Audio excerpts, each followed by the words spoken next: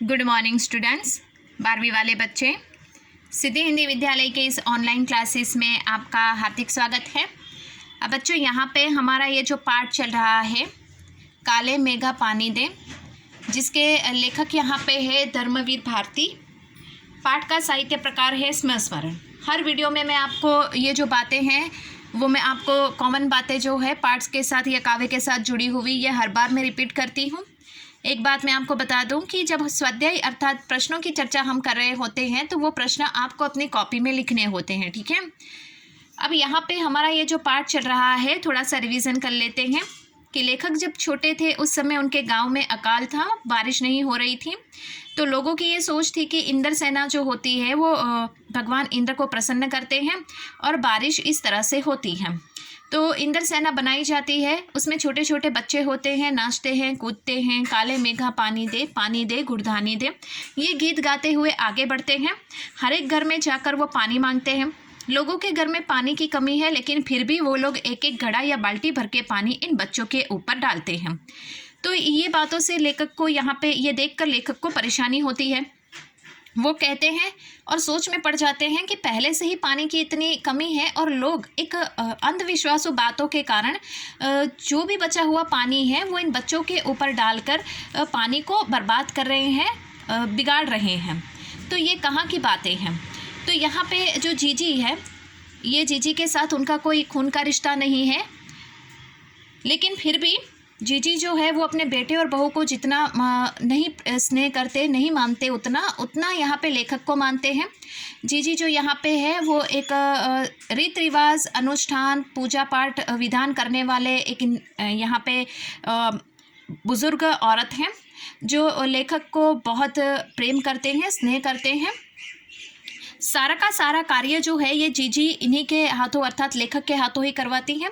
इतना ही नहीं, लेखक इसका पूरा विरोध करना चाहते हैं, रीत रिवाज का, अंधविश्वास बात का, यहाँ पे पूजा पाठ विधान का, लेकिन वो कर नहीं पाते। क्यों? क्योंकि ये जो इंद्र सेना है, ये इंद्र सेना में जो छोटे छोटे बच्चे हैं उनकी जितनी उम्र है उतनी ही उम्र यहाँ पे लेखक की है। तो लेखक इतना ही नहीं, लेखक उसका विरोध करे तो भी कैसे, क्योंकि कुमार सुधार सभा के वो क्या है, उप प्रमुख उनको बनाया गया था बचपन में। और ऊपर से यहाँ पे जीजी, तो जीजी के साथ उनका जो रिश्ता था वो काफ़ी गहरा था, इसके लिए वो कुछ बोल नहीं पा रहे थे। यहाँ पे जो जीजी है वो सारा पूजा पाठ विधान, अनुष्ठान, दिवाली, होली, जन्माष्टमी, ये सब जो कार्य है वो लेखक के हाथों करवाते हैं। क्यों? क्योंकि जीजी का ऐसा मानना है कि इससे जो भी पुण्य मिलेगा वो इस बच्चे को मिलेगा और वो अपने जीवन में हमेशा खुश रहेगा। जीजी ऐसा सोचते हैं। जीजी को यहाँ पे इंद्र सेना आती है। जीजी यहाँ पे क्या करती है, उनकी उम्र हो गई है तो बाल्टी भर के पानी लेकर आते हैं। पानी लाने में उनको दिक्कत होती है, ये लेखक देखते हैं अपने बचपन में, लेकिन फिर भी उनकी सहायता नहीं करते। लेखक को इस बात का बुरा लग जाता है, वो जीजी से बात नहीं करते। जीजी उनको समझाते हैं कि जीवन में कुछ हासिल करना होता है तो हमें पहले कुछ त्याग बलिदान करना पड़ता है। हम पहले पानी को इस तरह से भगवान इंद्र को समर्पित करेंगे, अर्घ्य करेंगे, उनको चढ़ाएंगे, तब जाकर इंद्र भगवान प्रसन्न होंगे और हमें पानी देंगे। और ऋषि मुनियों के बारे में भी जीजी ने कहा कि ऋषि मुनि यहाँ पे क्या करते हैं, उन्होंने भी दान की महिमा को सर्वश्रेष्ठ माना है। तो बचपन में लेखक जो है वो गुस्से में आ जाते हैं और जीजी से कहते हैं कि आप ऋषि मुनियों को खामखा बीच में ना डालें। उन्होंने नहीं कहा कि पानी ना हो तो उस समय और ज़्यादा इस तरह से पानी को बर्बाद किया जाए, ऐसा उन्होंने ऋषि मुनियों ने नहीं सिखाया है। बच्चों, तो करीबन यहाँ तक हमने देखा था। अब यहाँ से थोड़ा और आगे बढ़ते हैं। कुछ देर चुप रही जीजी, फिर मटरी मेरे मुंह में डालती हुई बोली, देख, बिना त्याग के दान नहीं होता। अगर तेरे पास लाखों करोड़ों रुपए है और उसमें से तू 2-4 रुपए किसी को दे दे तो यह क्या त्याग हुआ?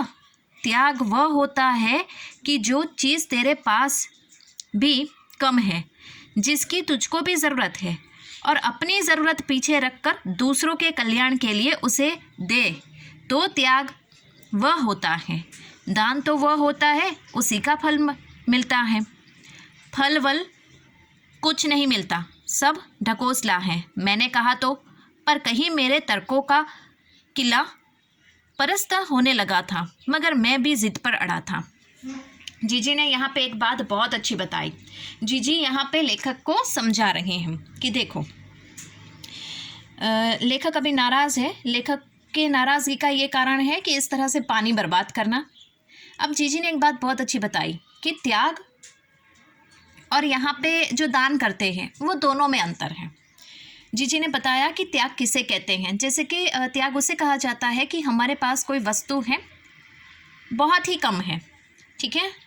जैसे कि यहाँ पे उदाहरण के तौर पे समझ लो, मैं आपको उदाहरण बताती हूँ कि हमारे पास पैसे हैं, 200 रुपये हैं, ठीक है।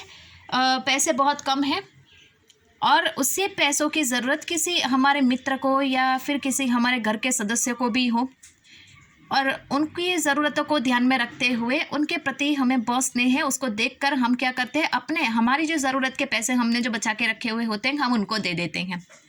तो यहाँ पे क्या हुआ, हमें खुद को ज़रूरत थी, हमारे पास पैसे कम थे, लेकिन फिर भी हमने वो पैसे किसी यहाँ पे किसी भी मित्र को या घर के किसी इंसान को दिए।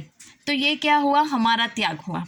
दान करना मतलब हमारे पास बहुत सारे रुपए हैं लेकिन उसमें से थोड़े से पैसे हमने कहीं पे दान कर दिए। तो दान में और त्याग में अंतर होता है, ऐसा जीजी लेखक को समझा रहे हैं।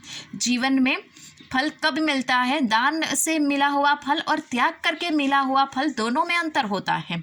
ये बात जीजी यहाँ पे लेखक को समझा रहे हैं। अब जीजी की बातें वैसे लेखक के दिमाग में जा तो रही है, लेकिन लेखक को ऐसा लगता है कि नहीं, ऐसा कुछ नहीं होता, फल तो एक ही प्रकार का होता है।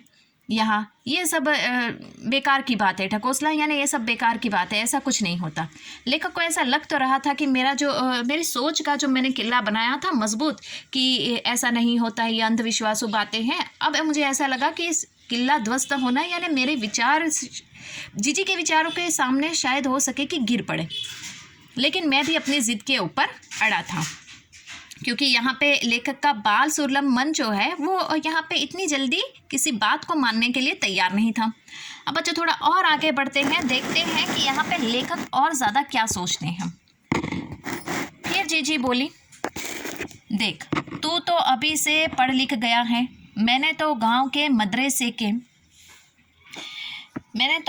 मदरसे से मुंह नहीं देखा, पर एक बात देखी है कि अगर 30-40 मन गेहूँ उगाना है तो किसान 5-6 सेर अच्छे गेहूँ अपने पास लेकर ज़मीन में क्यारी बनाकर फेंक देता है।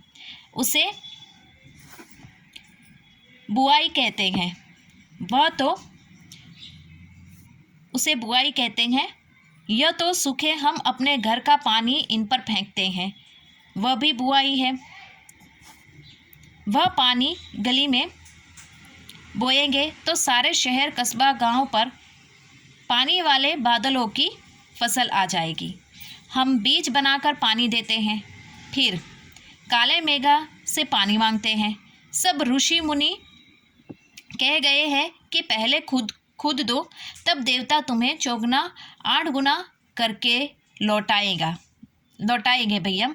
यह तो एक आदमी का आचरण है जिससे सबका आचरण बनता है, यथा राजा तथा प्रजा। सिर्फ यही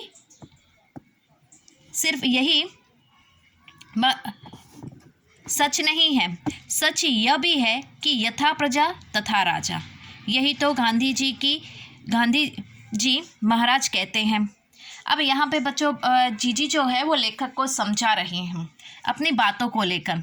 जीजी कहते हैं कि देख, मैं तो इतनी पढ़ी लिखी नहीं हूँ, मैं तो मदरसे नहीं गई, मैं तो स्कूल नहीं गई, लेकिन तू तो स्कूल गया है, तू पढ़ा लिखा है, तुझे पता है कि जैसे कि किसान का उदाहरण दिया गया है। किसान जो है उसकी स्थिति कैसी होती है, वो पहले क्या करता है, उसका जो अच्छी फसल उसको करनी है तो उसको जैसे कि 30-40 मन गेहूँ उसको उगाने हैं, तो वो क्या करेगा, अपनी ज़मीन में 5 या 6 सेर अच्छे वाले गेहूँ लाकर उसमें क्यारी बनाकर डालेगा, फिर उसमें पानी डालेगा, उसकी रखवाली करेगा, उसकी सिंचाई करेगा, उसकी यहाँ पे बुआई करेगा, उसकी यहाँ पे देखभाल करेगा, ठीक है। हर रोज़ वो पानी उसमें छिड़केगा, उसका ख्याल किस प्रकार से वो मेहनत करता है। और फिर बादल जो होते हैं वो पानी बरसाते हैं, और वो जो पानी होता है वो पानी सिर्फ एक एक किसान के लिए नहीं, लेकिन उसने जो यहाँ पे फसल की है वो फसल के माध्यम से सारे कस्बे, शहर, गांव में वो फसल कितनी महत्वपूर्ण होती है। तो यहाँ पे जीजी समझा रहे हैं कि किसान को भी सबसे पहले यहाँ पे अगर इतना मुनाफा चाहिए तो उसको भी इतना यहाँ पे 5-6 सेर गेहूँ अच्छे वाले लाकर उसमें क्यारी बनाकर उसमें रखने होंगे, उसमें डालना होगा, उसकी बुआई करनी होगी। ऐसे ही नहीं, उसको मुनाफा भी चाहिए और उसको पहले कुछ त्याग बलिदान भी नहीं करना है, तो उससे बात नहीं बनेगी। ऐसा यहाँ पे जीजी किसको कहती है? लेखक को। तो बच्चों, आज की इस वीडियो में हम यहाँ तक रुकते हैं। आने वाले वीडियो में जीजी किस प्रकार से लेखक को समझाते हैं उसके बारे में हम देखेंगे। तब तक के लिए थैंक यू।